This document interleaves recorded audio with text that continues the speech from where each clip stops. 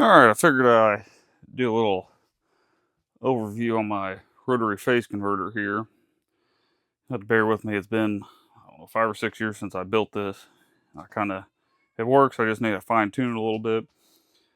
So once I go over how it works, we're going to actually add kind of another receptacle and a switch for the output power, and we're going to try to add a couple more capacitors to fine tune the run amperage. So basically, you got 240 coming in here. You got one hot and one hot, and that goes to the first contactor, which is controlled by this switch.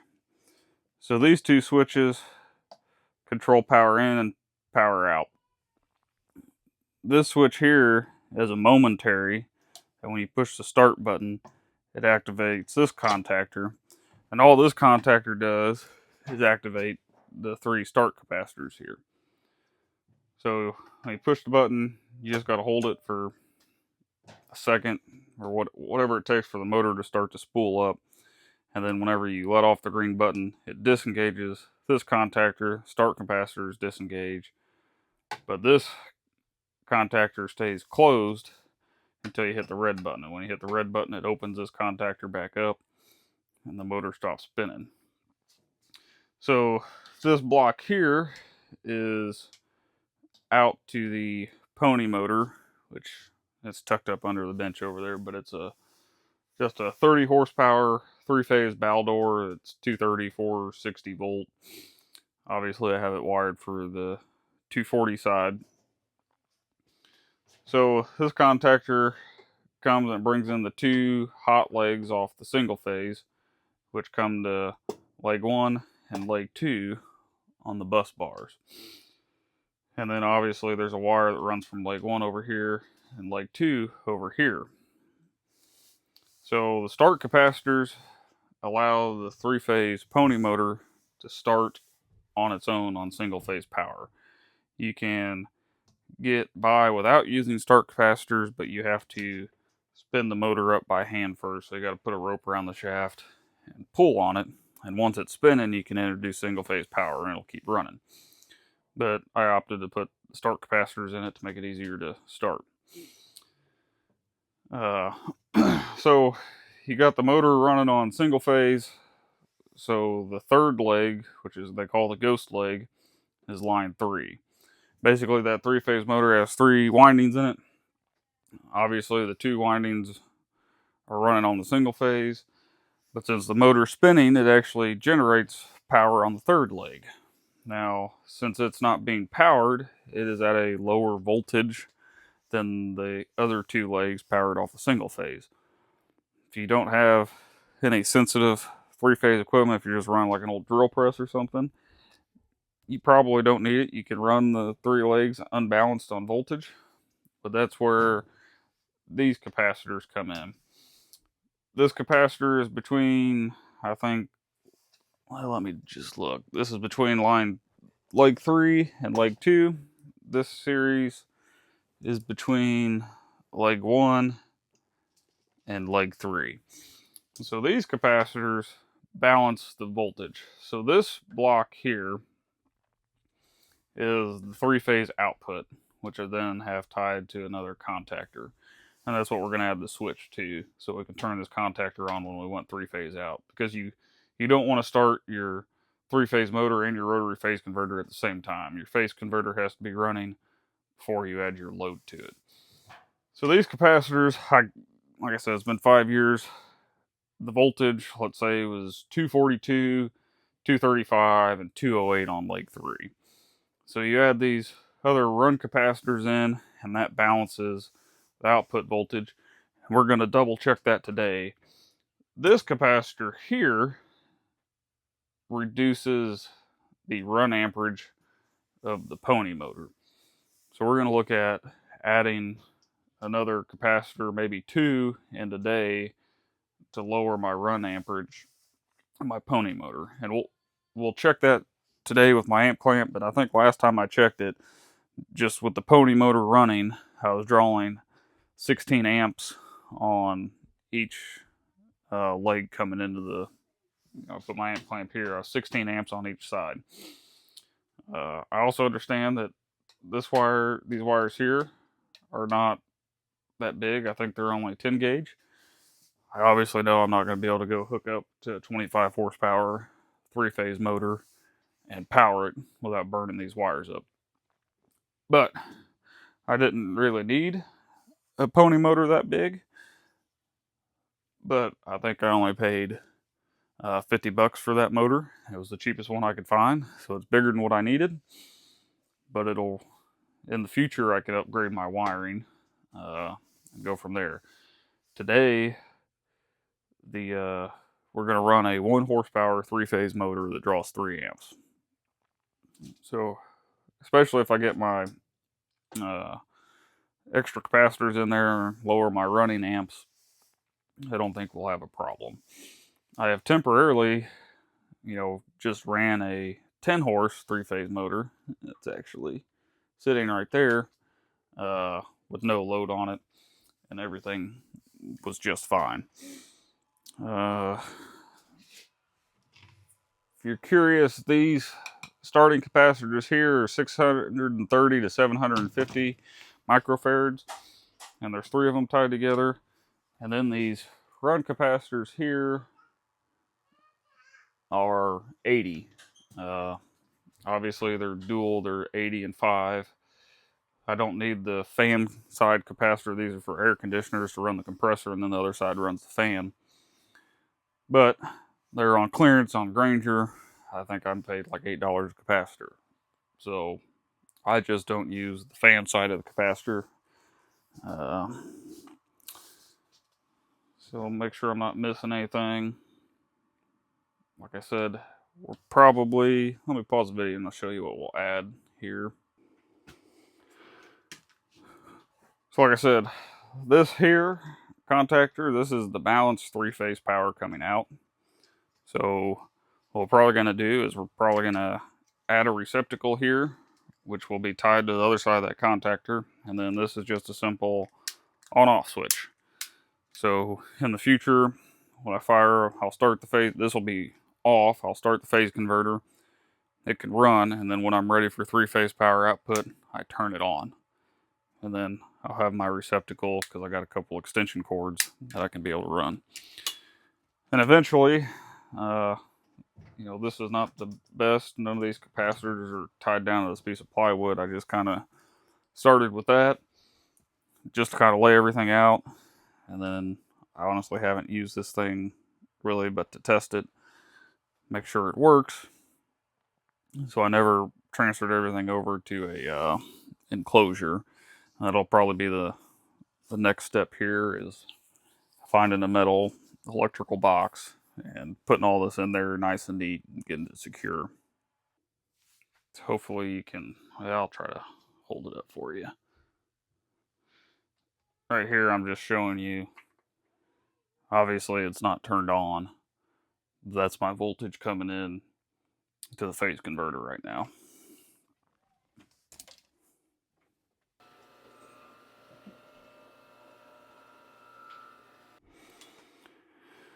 All right, I'm just gonna go ahead and show you the startup process. Basically just hit the green button, then you can hear the pony motor running over in the background. Let's try to show you.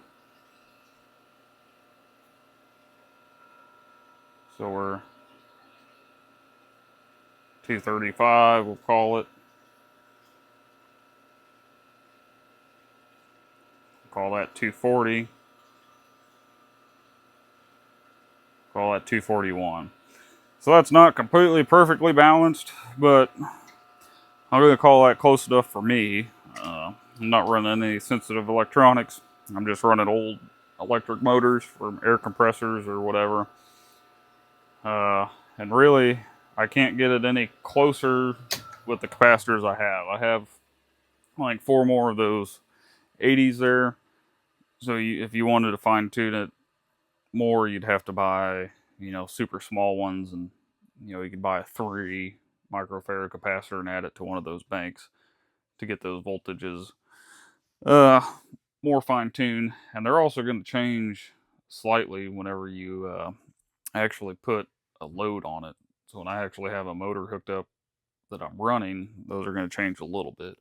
So we might hook an air compressor up to it today and just see how much those change once that's running.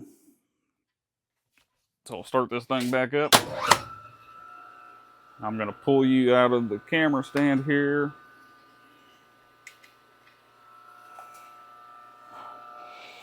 I just got my amp clamp here.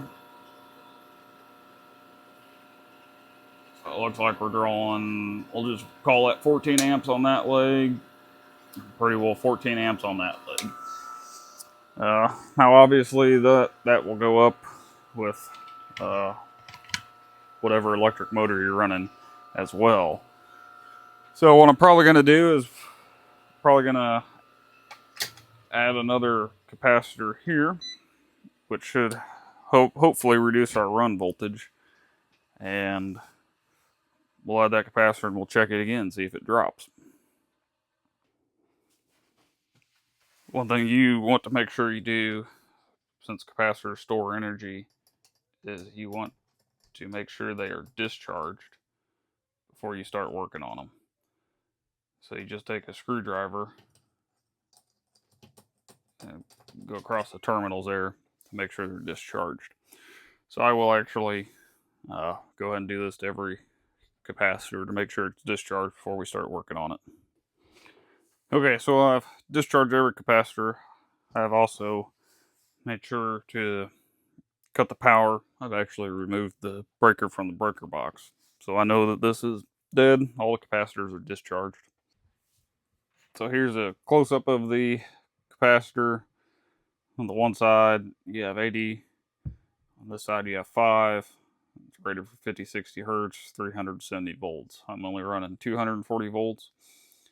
And then up top, you have your common side. This side is the fan, so that's the 5 microfarad. And then I call it Herm, and that's the, I guess you call that your compressor side, or that's the side that has the 80. So this is 10 gauge pure copper wire I'm using. I'm just going to crimp spade connectors on each side, just make jumpers from capacitor to capacitor. So when you connect these guys together, you just go, same side to same side. So, the common will go to the common. If you're using the Herm side, it'll go to the Herm side.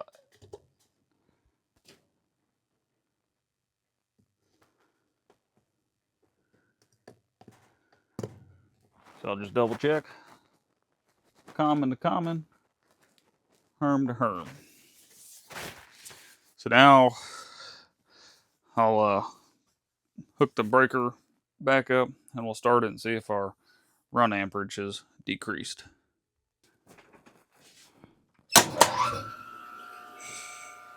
Okay. Which it has. So we're 9 and a. We'll just round up to 10. Pretty well the same thing.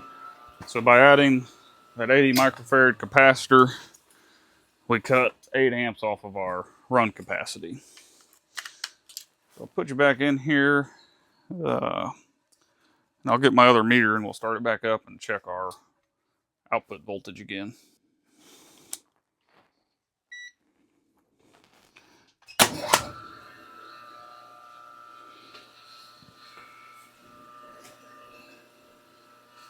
So I guess I could tell you what I'm doing here. That is line 1 to line 3. And go line 1 to line 2. We're going to go line 2 to line 3. Oh, I think I distracted myself talking and trying to do it at the same time.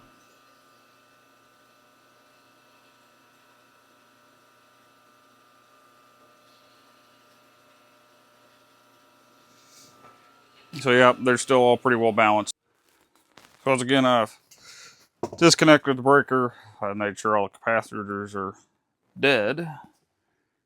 We're going to try adding another one, see if we can get our run voltage down anymore. Or run amperage. Some of these spade connectors seemed a little loose to me, so I'm just squeezing them down just a little bit tighter.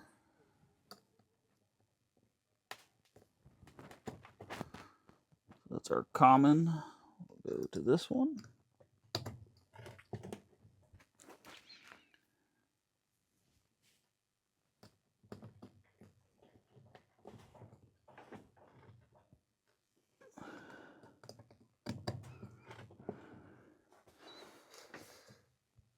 Just triple checking. Make sure I got everything hooked up right. So now I'll flip the breaker back on. We'll start it up here and see what happens.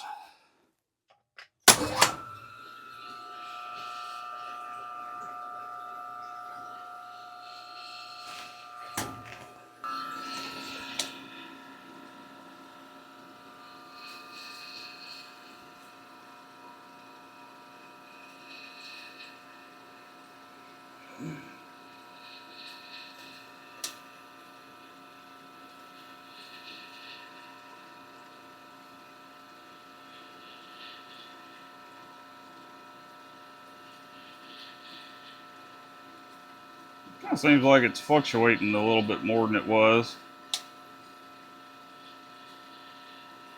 I don't know if you can hear it in the video. The motor kind of sounds like it's making a little bit of a weird noise there. It kind of comes and goes.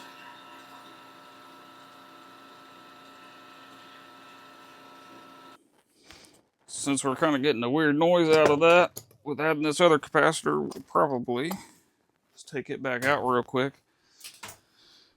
And we'll test run it again. See if I hear the same thing.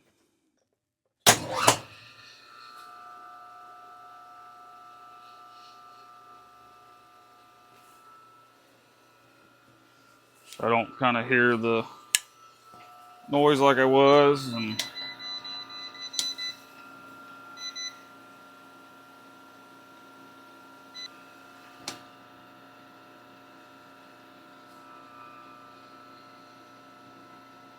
so our run amperage came back up, but it seems to be more stable. It's not fluctuating like it was. And I don't really hear the motor making the almost like a little surgy noise like it was. So I'm going to call that good there. I guess that maybe if I really wanted to, I could maybe add a smaller run capacitor there and try to drop it down just a little bit more. But I think I'm just going to leave it where it's at. So just to verify that my switch is working, try to hold all this together. Just got the multimeter flipped to continuity tester. Continuity test.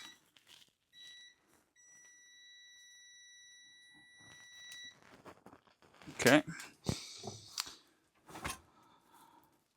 So this is pretty simple here. All of these are 240 volt coils. Or 208, 240. So this one here is wired up the most complicated for the dual button on and off. So like the coil with the start capacitors with the momentary switch, one side of this coil just goes to line 1. The other side goes to the switch in line 2. So whenever I just momentarily hold that button down, it's it's closing the switch on line 2, which then energizes the coil. This one's a little different because it holds it open and then that one cuts it. But since we got a switch like this, all we gotta do is go to, well, I done wired it up wrong already. Basically, we'll go to line 1 to one side of it, and then the switch will go to line 2, and we'll switch line 2 power on and off to the contactor. I forgot to hit record, but just made a short jumper with a spade connector and a fork connector on it. I just pushed the spade connector on the one side of the coil, and the other side here just connecting to line 1, just like that.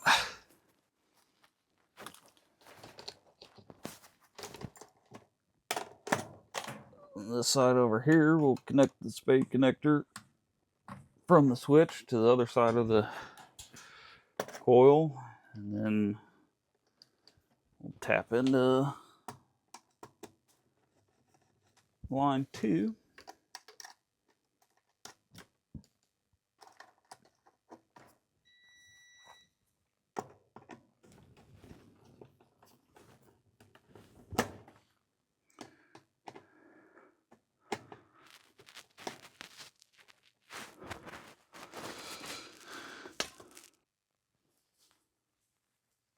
Hopefully you can see it here. This little button here on this contactor, when it's activated, that button actually drops down. So I'm going to start it up.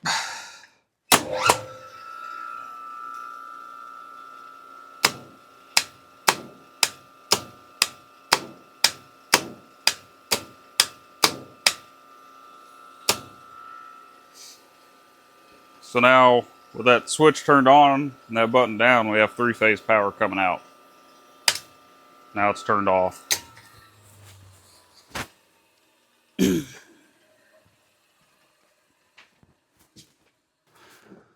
Just want to reiterate that this is for testing only. This is not my permanent setup.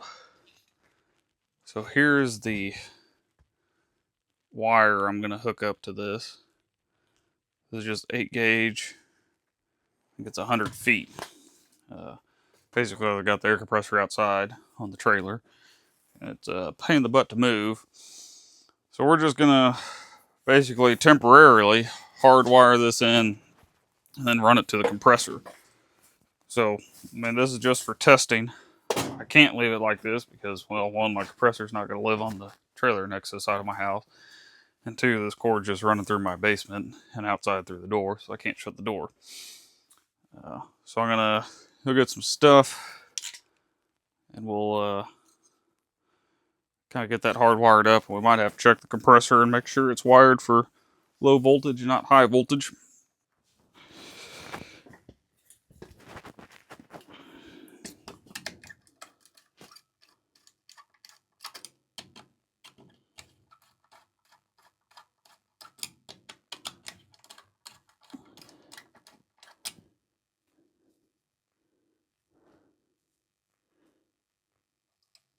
Sorry if there's any electricians out there that get mad because I'm not using the right color to the right terminal. I don't know if there's such a thing.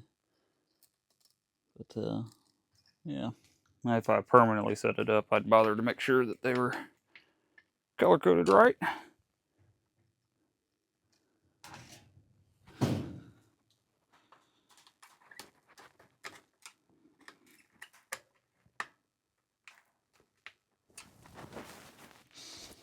Okay, so that's wired up. So we're out here at the air compressor. Like I said, this is a 1-horse 208 230/460, and at 230 volts it draws 3.4 amps. So the pressure, I'm not exactly sure how they got this wired up, what all this is, but the pressure switch, I think, activates this contactor, and then I don't know if this is some sort of reset relay, but it just has an on and off switch over here. So these 3 here go to your motor, which are connected here. So assuming this is going to be leg 1, well, it tells you leg 1, leg 2, leg 3 right there. So that's where I'm going to bring my power in, and then we're going to have to break the cover off the motor and make sure that it's wired for the 230 volt, not the 460. So just the way this compressor is wired, I don't have any, since I'm using 8-gauge wire, I don't have any 8-gauge spade connectors that'll fit into here. Like I said already, y'all probably tired of me saying it, this is temporary, so I'm just gonna bring these jumper pigtails out, just like this, and then I'll use a wire nut to connect these to the extension cord I brought out.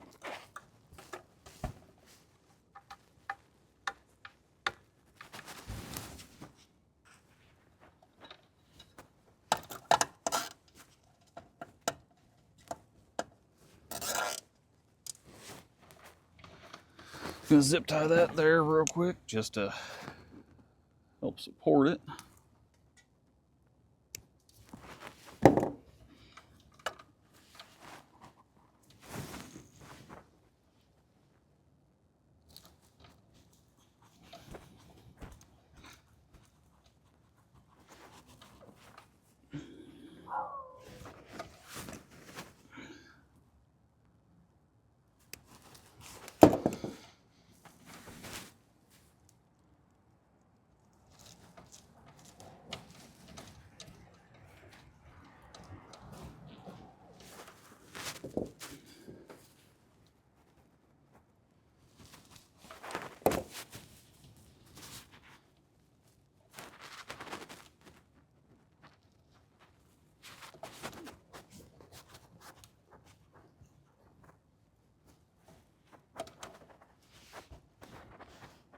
Okay, see if I can break in the panel and make sure our motor's wired for low voltage.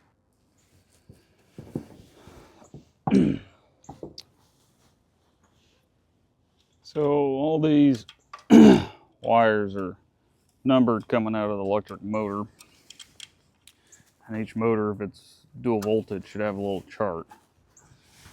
So it's saying for high voltage, which I'm assuming is what it's going to be, 5 and 8 are going to be connected. Yep, that's 5 and 8. Saying 4 and 7 would be connected, and they are. Saying 6 and 3. Yeah, maybe I read that wrong.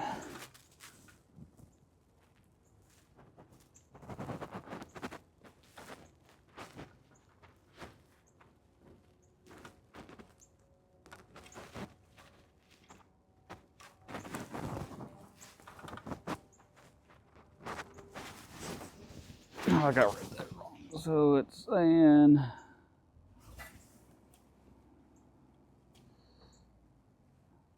yeah, okay, there's 3. So 3 goes to line. 2 is going to go to line.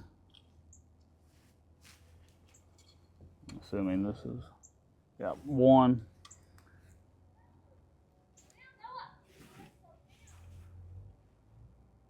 So yeah, this is wired for high voltage. We'll have to switch it.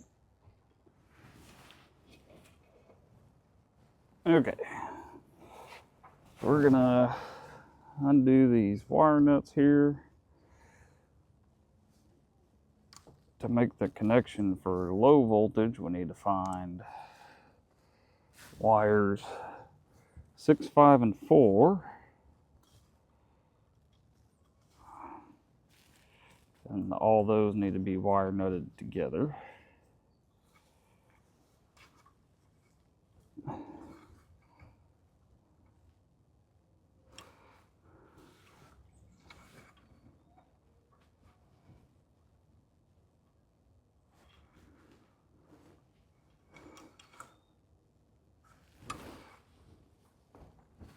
Which there's number 5. There's number 4.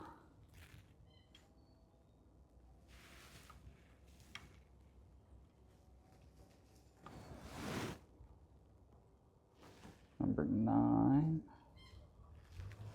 3. 8.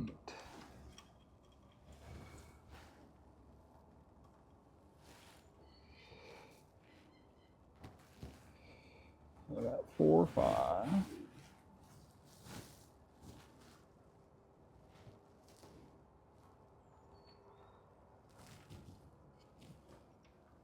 All right.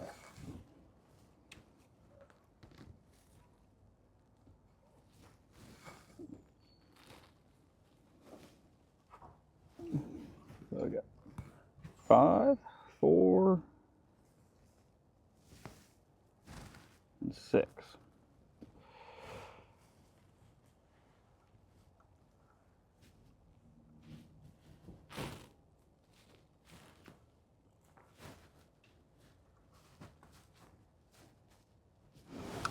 So I don't know. I'll try to zoom in here, but it shows a little diagram up there.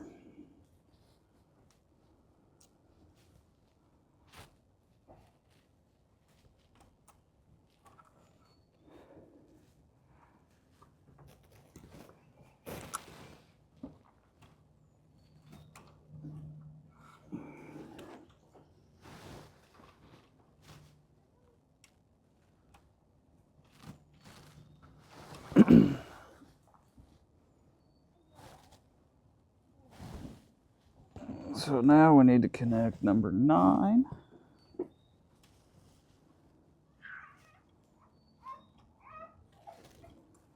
And number 3.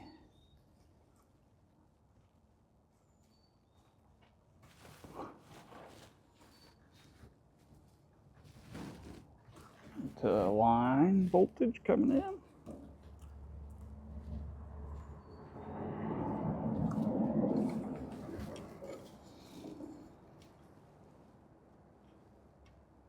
So now we need number 8. Number 2.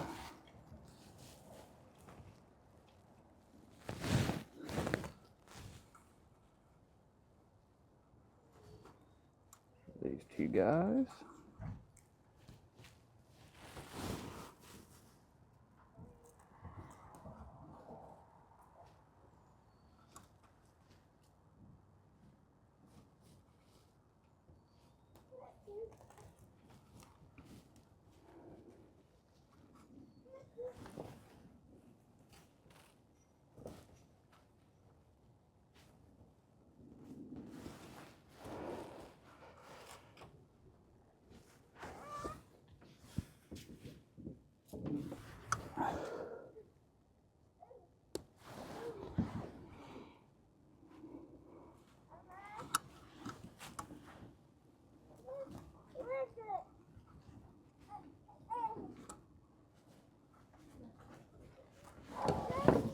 I might have to restrip those.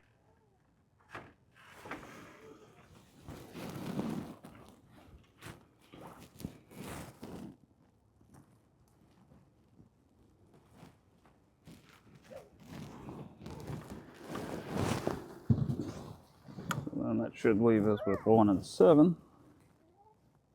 There's number 1, there's number 7.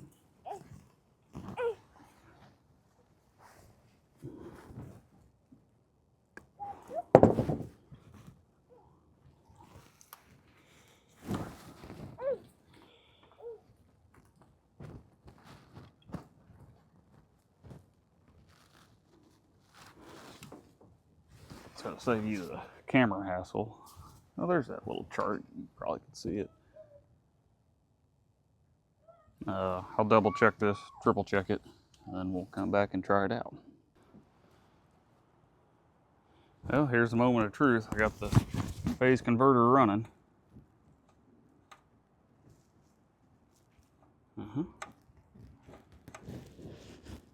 Doesn't seem to be doing anything.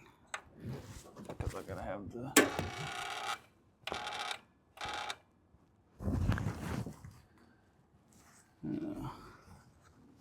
Well, it tried to do something. Let's just cheat a little bit here.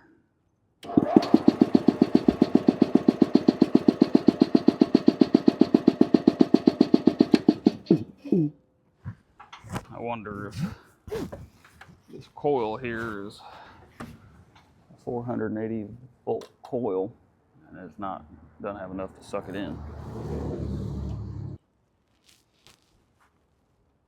Well, I look into that coil deal later, but there's proof that the rotary phase converter will run a three-phase motor.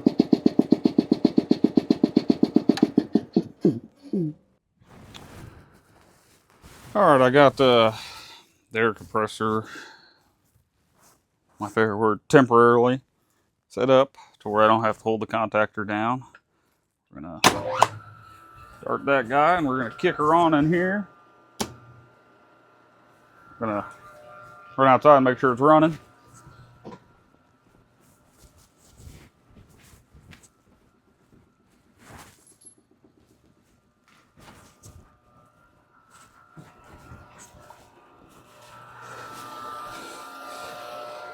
It's thumping away out there. I know you can't hear it in the camera.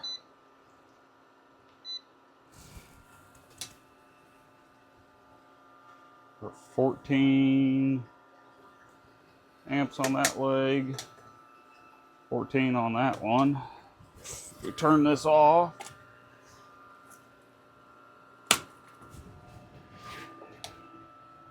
Go back down to 9.5 roughly.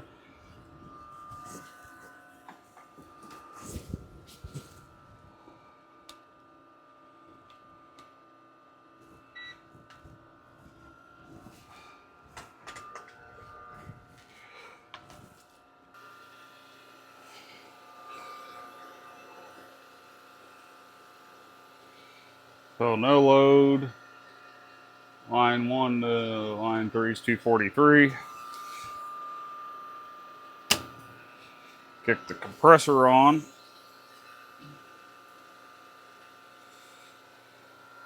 Line 1, line 3 is now 240.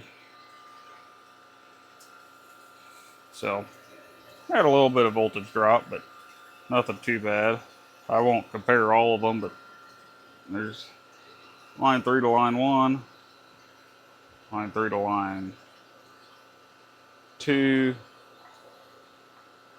and line 2 to, I did it off camera, didn't I? There's line 1 and line 3, or no. All right. Line 1, line 2. Line 1 and line 3. Line 2 and line 3. So yeah, not too bad.